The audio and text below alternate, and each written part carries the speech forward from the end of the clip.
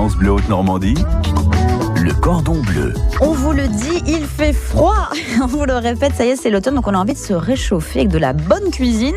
Ça tombe bien, dans le cordon bleu, la meilleure recette repart ce matin avec un lot de reblochon de Savoie. Reblochon d'ailleurs, on n'arrive jamais à bien le dire celui-ci, le reblochon. Donc il y a un fromage bien sûr, une planche, un couteau au pinel, des carnets et plein d'autres choses aux couleurs du reblochon de Savoie. Donc ça c'est le cadeau pour la meilleure recette aujourd'hui. Et on se réchauffe également avec la cuisine italienne. Patrick du restaurant La Pasta Tinto à Rouen est avec nous ce matin. Ça va toujours Patrick? Ça va super.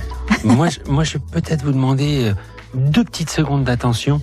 On va faire un travail tous ensemble. Alors ceux qui conduisent, ils vont éviter de le faire, mais les autres, on va fermer les yeux, on va prendre une bonne respiration, et puis on va commencer à respirer, à évacuer bien l'air, et puis on va commencer à sentir une sensation un peu de chaleur qu'il y a eu il y a pas très longtemps.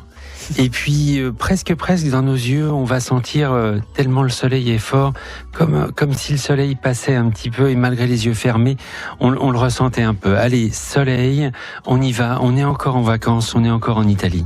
Oh là là, moi je sais plus quoi dire à ce niveau-là. Là, j'étais déjà partie. J'étais là-bas. France Bleu Haute-Normandie, Frédéric Le Tornier, le cordon bleu. Et on ne vous bride pas ce matin, on laisse place à votre imagination. Pas de thème si ce n'est l'Italie, vos recettes italiennes. Vous êtes nombreux à nous appeler au 02 35 07 66 66. Encore une fois, comme chaque jour, un cadeau à remporter pour la meilleure recette. Et nous parlons de cuisine italienne avec un spécialiste, Patrick du restaurant La Pasta Tinto. C'est à Rouen. Odile nous a appelé ce matin. Vous êtes à Saint-Martin-aux-Arbres. Bonjour Odile. Oui, bonjour, voilà. Bonjour. Alors moi c'est saltimbocca. D'accord. Alors voilà, c'est du veau. Il faut pour 6 personnes, il faut 700 grammes d'escalope de veau, 200 grammes de mozzarella, 6 tranches de bacon, 6 feuilles de sauge, Oui. un pot de sauce tomate basilic, 2 œufs, 50 grammes de chapelure, on sel et on poivre. Bon, c'est très simple. On hache le veau, on émince le bacon.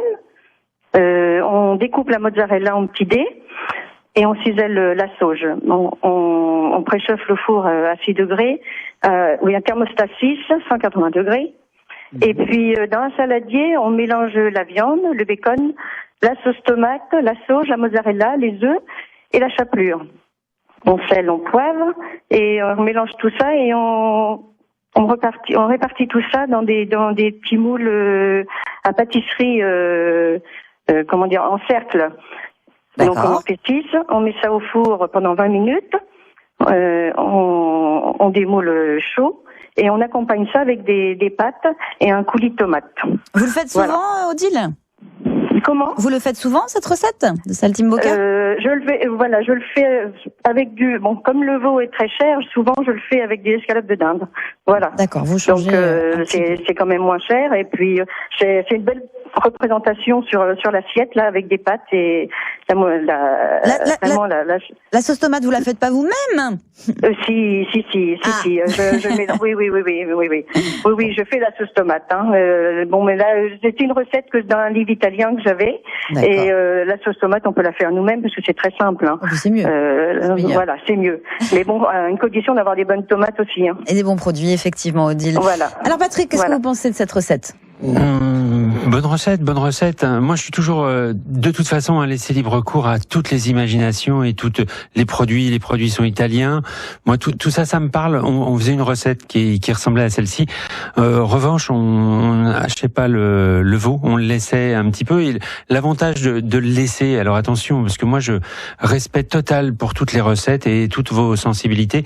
En gros, on étalait plus les produits dans l'escalope de veau et on la faisait tourner, on la tenait avec des petits pics. C'est certainement une variante que vous avez, mais moi c'est que du bonheur tout ça, que du bonheur. La sauge, c'est indispensable dans les saltimbocca. Alors oui. Alors après, c'est vrai que la sauge, c'est toujours un petit peu à double tranchant. Soit les gens adorent, soit ils aiment un petit peu moins. Donc toujours tous ces herbes-là, un petit peu avec modération pour être sûr de pas tomber à côté, et puis pas décevoir. Parce que la règle du jeu, c'est de jamais décevoir les gens qui viennent. C'est vrai j'en parlais tout à l'heure vaguement, mais s'il y a un truc qu'on peut toujours être fier, c'est vous savez savez, tous les artistes, quand ils se baladent partout dans le monde, ils cherchent toujours des restaurants italiens parce que il y a toujours cette même base. Les restaurants à thème, que ça soit du français quand on va en Angleterre, que ça soit de l'asiatique, quelquefois on a des surprises parce que on a l'impression de pas avoir été dans la même partie de la France. Mais pour l'Italie, on retrouve vraiment les mêmes bases parce que il y a les pâtes, la pasta fresca normalmente si deve fare così. Attendez, je repars en Italie là. J'ai même plus besoin de fermer les yeux. et puis après les pizzas, si on descend un petit peu dans l'Italie, mais c'est vrai qu'il y a cette même base et quel que soit l'endroit dans le monde, on arrive à retrouver ces mêmes saveurs et ces mêmes bonheurs. Et ça, on a envie de s'y attendre. On veut déguster ça. Eh oui, partir. Je pense qu'il y en a qui partent bientôt à Rome. C'est scandaleux, cette histoire. Ça n'est pas moi, mais effectivement, quelqu'un dans ce studio, notre réalisatrice, peut-être Sophie, va faire un tour là-bas. Elle nous ramènera des bonnes choses. Jamais jaloux du bonheur des autres. En revanche, on est tout cœur avec elle. Il y a une petite place. Oui, je lui donnerai tout à l'heure une petite adresse sympa. Une petite adresse sympa où on mange plutôt bien aussi et on ne peut plus raisonnable. L'Estelle Timboka, justement, vous le proposez à la pasta tinto ? On l'a proposé, mais c'est vrai que on change les recettes et c'est vrai qu'on l'a pas en ce moment. On a plein d'escalopes, on a des piccata au marsala, on a des escalopes mozzarella avec du jambon et de la mozzarella dessus. On fait plein de variantes parce que c'est vrai que le veau est très utilisé. Alors aussi l'avantage de faire cuire le veau comme ça dégage toujours des sucs de cuisson qui, dès qu'on les mélange avec ne serait-ce que de la sauce tomate ou un tout petit peu de panne, un peu de crème, ça dégage un fumet et un goût exceptionnel. Donc c'est vrai que c'est vrai qu'on l'a enlevé, mais pour pas que les gens aient toujours l'impression de manger la même chose. Vous savez, ça fait 25 ans qu'on a le plaisir d'être à Rouen. Ça fait 25 ans qu'on a le plaisir de partager des moments d'intimité. Vous savez, restaurateur, c'est le plus beau métier du monde. On vient parce que les gens ont envie de se sentir bien. Imaginez-vous, moi j'ai plein de copains médecins, on va les voir parce que on a des bobos et nous on est près des gens seulement pour leur bonheur. Attention, le bonheur est des tranches de vie parce que quelquefois, bien sûr, il y a des moments difficiles dans la vie. Et c'est vrai, quand on écoute les infos, on se dit en ce moment, oh là là, faut qu'on fasse tous attention à nous, attention à notre famille, attention à nos voisins. C'est vrai qu'un bon dîner, ça peut amener du réconfort. Voilà. Et c'est plaisant de venir nous voir pour ça. Peut-être tout à l'heure, si on a le temps, on verra presque la recette du limoncello, mais ça tout à l'heure. France Bleu Haute-Normandie, Frédéric Le Tornier, le cordon bleu. Et je vous le dis, ce matin, on est en Italie, on y est vraiment avec toutes vos recettes italiennes. Et Patrick, le chef du restaurant La Pasta Tinto, c'est à Rouen. On a fait un petit peu patienter Jacques, donc on va l'accueillir tout de suite pour sa recette de spaghetti. Bonjour Jacques. Buongiorno a tutti. Buongiorno. Je vous propose aujourd'hui des spaghetti alla puttanesca. Oui. La puttanesca parce que c'est une recette qui était utilisée par les dames des bas-fonds de Naples. Soit pour se donner du courage parce que leur métier n'est pas toujours très très facile, soit pour attirer les clients aussi parce que il fallait bien travailler quand même. Oui. Attention, et c'est économique bien sûr parce que même si ces dames travaillaient bien, elles ne sont pas très riches quand même généralement. Donc un plat pas cher. Ah, c'est un plat pas cher, oui, c'est un plat pas cher. Alors on fait cuire les spaghettis al dente d'un côté, et d'autre part, dans la poêle, on va mettre à l'huile d'olive, on va faire fondre des filets d'anchois. Mais les filets d'anchois au sel, comme préalablement dessalés, parce que c'est quand même mieux que les filets d'anchois à l'huile. C'est une question de goût personnel, ça. Hein. On va faire fondre ces filets d'anchois, et puis on va rajouter quelques gousses d'ail écrasées. Voilà, qu'on va faire rissoler doucement avec les anchois. Puis une poignée d'olives dénoyautées et hachées. Et je profite de ce qu'Annie Fleureter n'est pas là, on va rajouter des capres. Mais les capres, bah oui. On l'embrasse d'ailleurs, elle nous écoute sans doute, on lui fait un bon voilà, bisou. Ouais. mais les capres, je comprends qu'elle n'aime pas bien les capres, parce que les capres qu'on trouve en France sont des capres au vinaigre, et honnêtement c'est pas terrible, sont des bulles de vinaigre, c'est pas exceptionnel. Par contre en Italie on trouve des capres au sel, et ça c'est bien, parce qu'on les fait dessaler et on les utilise comme ça. Et moi je fais encore mieux, parce que quand j'ai l'occasion d'aller en Italie, j'y vais de temps en temps, je ramène des capres fraîches que je congèle. Ah oui, ça c'est Et une bonne oui, idée. et du coup, je n'ai que le goût de la capre. Mais, faute de mieux, quand on peut trouver les capres au sel, on en trouve parfois en France. C'est quand même beaucoup mieux qu'au vinaigre. Donc, on a rajouté nos capres.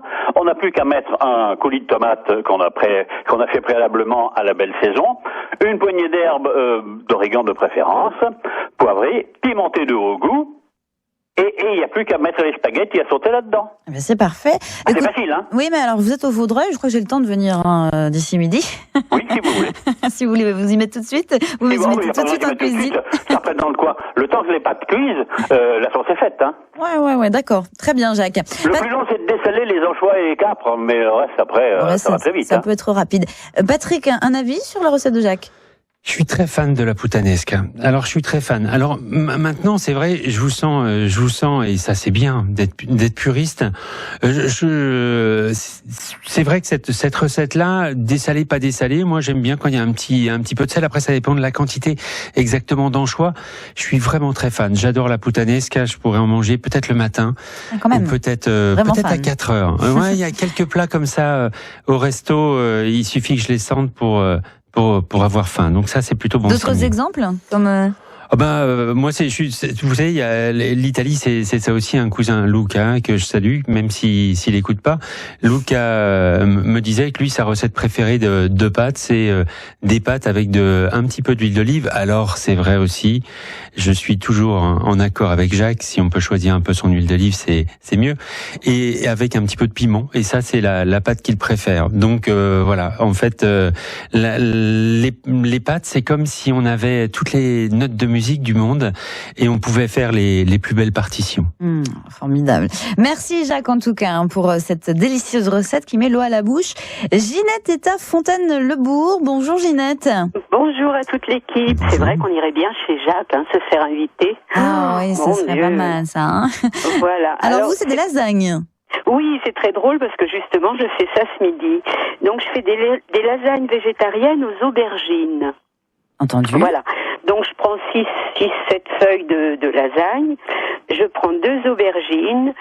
Je fais un coulis de tomates et éventuellement avec des tomates fraîches, bien sûr, c'est mieux. Sinon, une petite boîte de tomates pelées s'il n'y a plus de tomates. Après, je fais 50 grammes de beurre, 50 grammes de farine, 50 grammes de lait, 50 centilitres de lait. Je fais une béchamel. Donc, les aubergines, au lieu de les faire dans un peu d'huile d'olive, moi je triche, je les fais à la vapeur. Je les coupe en longueur. Je les fais cuire à la vapeur. Je mets un petit peu de béchamel dans mon plat, une couche d'aubergine c'est vite cuit à la vapeur, hein. Je mets mon coulis de tomate, je mets un petit peu de béchamel, je remets une couche de lasagne. J'alterne comme ça jusqu'à la fin La fin des temps. La fin de tout. Et je mets par-dessus du 50 grammes de parmesan. Voilà. Et c'est vraiment très très bon. Enfin, moi j'aime beaucoup ce plat. Donc voilà. Enfin, ça change en plus des lasagnes traditionnelles.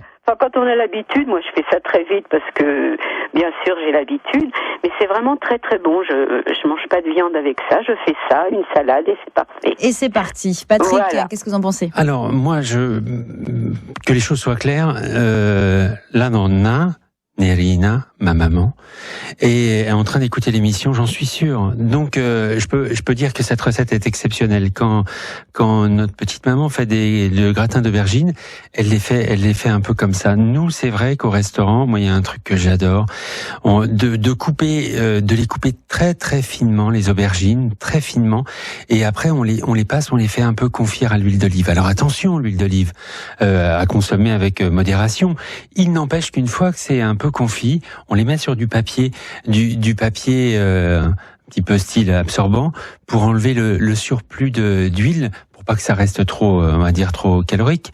Mais avec ça, c'est vrai que ce petit côté confit, moi je choisis toujours cette option-là, alors que notre maman, elle les passe un petit peu à l'eau pour les cuire. Mais ça après, c'est sensibilité, c'est un peu tout différent. Puis le palais, heureusement qu'on a tous des palais différents. Donc moi je respecte énormément la recette de madame, mais c'est vrai que je préfère un petit peu quand c'est un peu confit à l'huile d'olive. Oui. Très bien. On se refait pas. Eh ben non, que voulez-vous? France Bleu Haute-Normandie, Frédéric Le Tornier, le cordon bleu.